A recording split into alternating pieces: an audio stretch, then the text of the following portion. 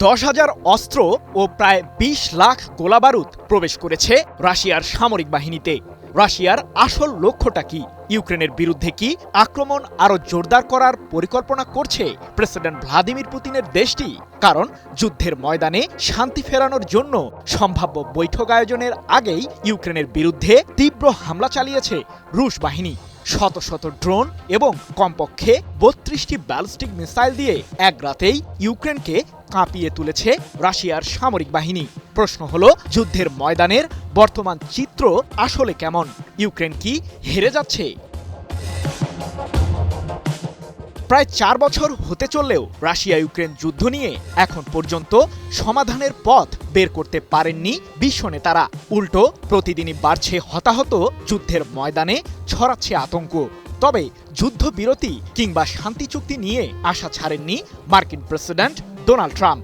একদিকে তুলনামূলক দুর্বলদের বিরুদ্ধে সংঘাতের ষড়যন্ত্রে জড়িত রয়েছেন ট্রাম্প, কিন্তু রাশিয়ার ক্ষেত্রে যেন শান্তির দূত হয়ে হাজির হচ্ছেন মার্কিন শাসক।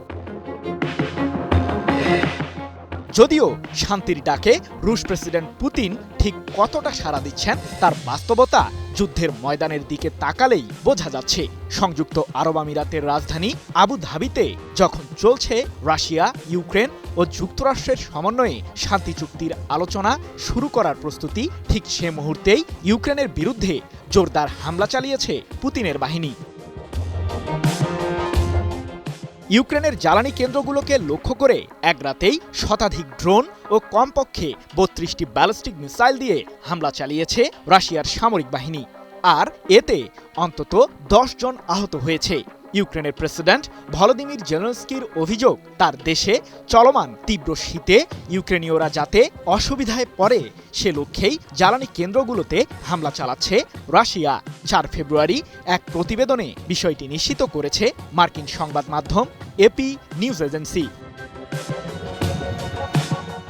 এদিকে পশ্চিমা সামরিক জোট ন্যাটোর প্রধান মার্ক রুটে ইউক্রেনের প্রতি সমর্থন জানিয়ে বলেছেন, শান্তি আলোচনার প্রাক্কালে মস্কোর এই ধরনের আচরণ সন্দেহ জাগিয়ে তোলে। ইউক্রেনের বিরুদ্ধে এই হামলাকে খারাপ সংকেত হিসেবেই উল্লেখ করেছেন ন্যাটো প্রধান। এখন প্রশ্ন হলো, চলতি বছর কি ইউক্রেনের বিরুদ্ধে রাশিয়া শান্তির পথে যাবে? সমরবিদদের ধারণা 2026 সাল জুড়ে ইউক্রেনের বিরুদ্ধে হামলা আরও জোরদার করবে রাশিয়া, যার মাধ্যমে রুশ বাহিনীর কাছে বেশ কিছু গুরুত্বপূর্ণ অঞ্চল হারাবে ইউক্রেন।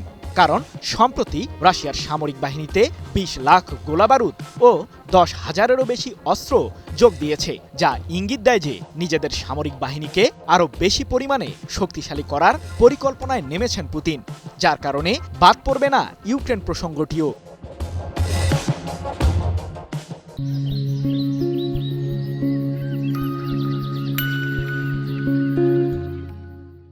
আর নতুন সমরাস্ত্র যোগ দেওয়া প্রসঙ্গে রাশিয়ার প্রতিরক্ষা মন্ত্রী আন্দ্রে বেলোসভ বলেছেন, চলতি বছরের শুরুতে 10,000 অত্যাধুনিক অস্ত্র এবং কমপক্ষে 20 লাখ গোলাবারুদ আমাদের সামরিক বাহিনীতে যোগ হয়েছে। এছাড়াও 2026 সালের শেষ নাগাদ প্রায় 2,10,00,000 যুদ্ধাস্ত্র যোগ দেবে রুশ বাহিনীতে। সৃজন মাহমুদ, নিউজ 24।